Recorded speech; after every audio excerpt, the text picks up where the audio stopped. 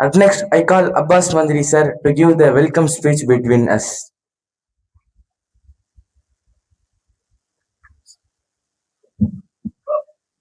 அனைவருக்கும் அஸ்ஸலாமு அலைக்கும் வரஹ்மத்துல்லாஹி வரகாத்துஹு. அளவற்ற அருளாளனும் நிகரற்ற அன்புடையனுமாகிய எல்லாம் அல்ல அல்லாஹுவை போற்றி புகழ்ந்தவனாக, அவனுடைய சாந்தியும் சமாதானமும் எம்பெருமானார் நபிகள் நாயகம் ஸல்லல்லாஹு அலைஹி வஸல்லம் அவர்கள் மீதும், அன்னாரை பின்பற்றிய சஹாபாக்கள், தாபீன்கள், தபா தாபீன்கள், நாதாக்கள், ஷஹதாக்கள், உலமாக்கள், உலகத்தில் உள்ள அனைவரின் மீதும், இங்கே குழுமி இருக்கின்ற உங்கள் அனைவரின் மீதும் அந்த இறைவனுடைய பேரருள் பொழியப்படட்டும் என்று இந்த நேரத்தில் பிரார்த்தித்தவனாக, அன்பிற்குரிய மாணவர்களே, 145வது வார தேசிய கொடியேற்றும் நிகழ்ச்சியை மிக சிறப்பாக ஒருங்கிணைத்திருக்கக்கூடிய இந்த கல்லூரியினுடைய முதல்வர் அருமை சகோதரர் தாரிக் அகமது ஆலிம் பிலாலி அவர்களுக்கும், எங்களின் அழைப்பை ஏற்று வருகை இருந்திருக்கக்கூடிய மருத்துவர் டாக்டர் மகேஷ் பாண்டியன் அவர்களுக்கும், அவரை சிறப்பான முறையிலே வரவேற்ற உங்கள் அனைவருக்கும் இந்த நேரத்திலே மனமார்ந்த நன்றிகளை தெரிவித்தவனாக, மிகச் சிறப்பானதொரு இந்த நிகழ்ச்சி. பல மாணவர்கள் நல்ல ஒரு கருத்துக்களை வழங்கியிருக்கின்றார்கள். அதில் நான் ரசித்தது அந்த முதலில் பேசிய அந்த மாணவர் பேசிய 3 விஷயங்கள் திரும்பி வராது. டைம், நேரம், அந்த காலம் சொல்றார் இல்லையா, காலம் பொன் போன்றது, கடமை கண் போன்றது. ஒரு மனிதனுக்கு கண் எவ்வளவு முக்கியமோ அது மாதிரிதான் நம்ம செய்யக்கூடிய கடமை, அது போலதான் காலமும் ரொம்ப முக்கியமானது. அன்பார்ந்த மாணவர்களே, கடந்த வாரம் ஒரு முக்கியமான ஒரு தலைவரை பத்தி உங்கள்கிட்ட நான் உரையாற்றி இருந்தேன். அவர் பேர் யாரா சொல்ல முடியுமா? காங்கிரஸ். அவங்க தமிழ்நாட்டு சென்னை மாகாணத்துடைய முதலமைச்சராக இருந்து 9 ஆண்டுகள் பணியாற்றியிருந்தாங்க. பல்வேறு திட்டங்களை கொண்டு வந்த சுதந்திர போராட்ட வீரர் காமராஜர் அவர்களுடைய வரலாறுகளை உங்கள்கிட்ட சொல்லியிருந்தோம். தாம் 6வது வரைக்கும் தான் படிச்சிருந்தாலும் கூட இன்றைக்கு தமிழ்நாட்டில் பல்லாயிரக்கணக்கான பள்ளிகளை உருவாக்கி, மதிய உணவு திட்டத்தை வழங்கி, ஸ்காலர்ஷிப் வழங்கி, மாணவர்களுடைய படிப்பு தான் நாட்டுக்கு முக்கியம் என்பதை உணர்த்தியவர் காமராஜர் அவர்கள். அவர் குறித்து கடந்த வாரம் பேசியிருந்தோம். அன்பார்ந்த மாணவர்களை, ஒருத்தரை பத்தி சொல்ல, ஒரு இருவரை பத்தி சொல்ல ஆசைப்படுகின்றேன். பீகார் மாநிலத்தை சேர்ந்த ராஜு என்ற ஒரு ஏழை குடும்பத்தை சேர்ந்தவர். இது ரியலா நடந்தது, கற்பனை இல்லை. அவர் தந்தை இல்லை, ரொம்ப கஷ்டமான ஒரு குடும்பம்.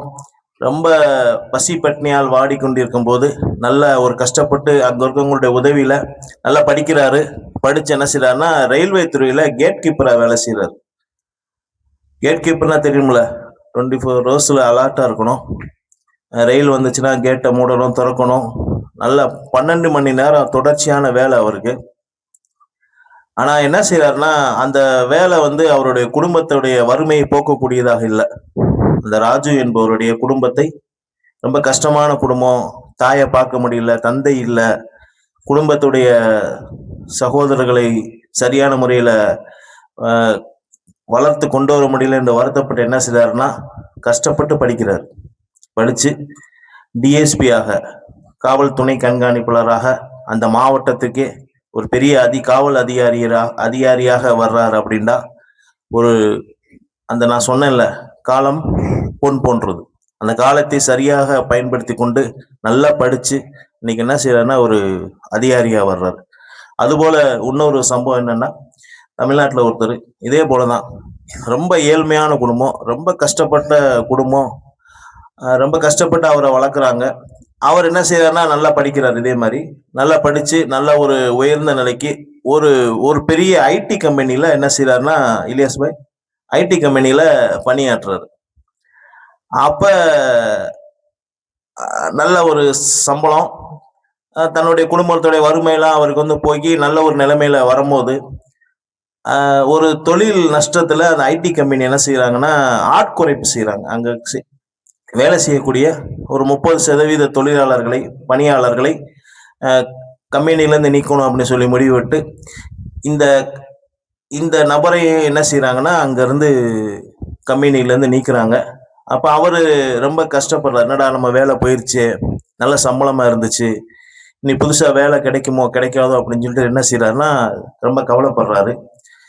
அப்ப என்ன செய்யறாரு, அந்த திறமைய, அந்த கம்பெனியில அவர் பணியாற்றி 5 ஆண்டுகள் திறமை என்ன செய்யறாருன்னா ஒரு சின்ன ஒரு ஒரு ப்ரெஸ் மாதிரி போட்டு அந்த மாதிரி ஐடிக்கு உண்டான சில சில சின்ன சின்ன கடைகளுக்கு தேவையான அந்த சாஃப்ட்வேர் செஞ்சு கொடுக்கறது, அதே மாதிரி டிசைன்ஸ் பண்ணி கொடுக்கறது, இந்த மாதிரி என்ன செய்யறாருன்னா அவர் தன்னை டெவலப் பண்ணிக்கிட்டு ஒரு கம்பெனியில பணியா பணியாளராக ஸ்டாஃபாக ஒர்க் பண்ண அவர் இன்னைக்கு என்ன செய்யறாருன்னா ஒரு 20 பேருக்கு வேலை கொடுக்கக்கூடிய அளவுக்கு தன்னுடைய கம்பெனியை வளர்த்துக்கிறாரு.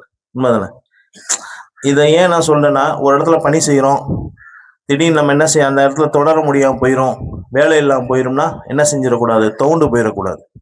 அடுத்த கட்டத்துக்கு நம்மளால என்ன கத்துக்கிட்டோமோ அந்த வாழ்க்கையில அதை நம்ம பின்பற்றி அடுத்த கட்டத்துக்கு நம்ம என்ன செய்யணும், ஒரு முன்னேற்றக்கூடிய அந்த வேலையை நம்ம செய்யணும். அன்பார்ந்த மாணவர்களே, 2 நாட்களுக்கு முன்பாக கம்பத்தில் நடந்த முகம்பார் நூல் வெளியீட்டு விழாவில் கூட ஒரு சிறப்பான முறையில் மாணவர்கள் நீங்கள் கலந்துக்கிட்டீங்க.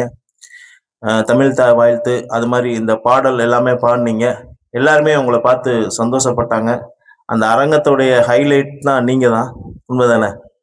அதனால உங்களுக்கு நன்றி தெரிவித்துக் கொண்டு, இங்கே சிறப்பு விருந்தினராக வருகின்றக்கூடிய டாக்டர் மகேஷ் மானியா அவர் குறித்து பேசணும்.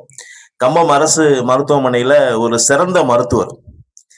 அந்த மருத்துவமனையிலே எப்ப போனாலும் பிஸியா இருப்பாங்க. யாருக்கு என்னன்னாலும் உடனடியாக அந்த ஒரு பிரச்சனையை டயக்னைஸ் பண்ணி, இவ்வளவு பிரச்சனை இருக்கு, உடனடியாக நீங்க இதுக்கு உண்டான சிகிச்சை எடுக்கணும்னு அவங்களுக்கு ஆலோசனை பண்ணி ஒரு உயிரை காப்பாற்றக்கூடிய ஒரு உன்னதமான ஒரு மருத்துவ சேவையை அவங்க செஞ்சுட்டு வர்றாங்க. இந்த படிப்பு போதாது என்பதற்காக நரம்பியல் படிப்பு படிப்பதற்காக இங்கிருந்து மதுரை மெடிக்கல் காலேஜில் சேர்ந்து நியூரோலஜிஸ்ட் படிப்பு படித்து தற்போது தஞ்சாவூர் அரசு மெடிக்கல் காலேஜ், தஞ்சாவூர் அரசு மருத்துவக் கல்லூரியில் ஒரு மருத்துவராக பணியாற்றுறாங்க. வாரத்துக்கு 2 நாள் மட்டும் கம்பம் வந்துட்டு போவாங்க. இங்கே நம்ம வின்னர் ஸ்போர்ட்ஸ் அந்த சந்து இருக்குல்ல, அங்கே தான் சேதுபாய் கிளினிக்னு சொல்லிட்டு அந்த கிளினிக் அவங்க வச்சுருக்காங்க. சார் எப்போ போனாலுமே பிஸியாக இருப்பாங்க. அவங்க மனைவியும் டாக்டராக இருக்காங்க. ஒரு மருத்துவ குடும்பம் அவங்க. நாங்கள் நிறைய மருத்துவர்களை சந்திச்சிருக்கோம், பேசியிருக்கோம். ஆனால் ரொம்ப ஒரு சாஃப்டான ஒரு சார். அவங்க ரொம்ப சாஃப்ட்டு, ஒரு பேச்சு, இனிமையான பேச்சு. அதுதான் இன்னைக்கு ஒரு மருத்துவருக்கு தேவை. ரொம்ப கஷ்டமாக ரொம்ப ஏதாவது பிரச்சனையோட வரக்கூடிய நோயாளிகளை ஒரு அன்போடு, பண்போடு, கனிவோடு பேசினாலே அவங்களுக்கு என்ன செய்யும், பாதி நோய் குறைஞ்சிரும். அந்த மாதிரி ஒரு நல்ல ஒரு மனிதநேயமிக்க மருத்துவர் அவங்க. நாங்கள் எப்பெல்லாம் ஏதாவது உதவி கேட்டால் செஞ்சு தரக்கூடியவங்க.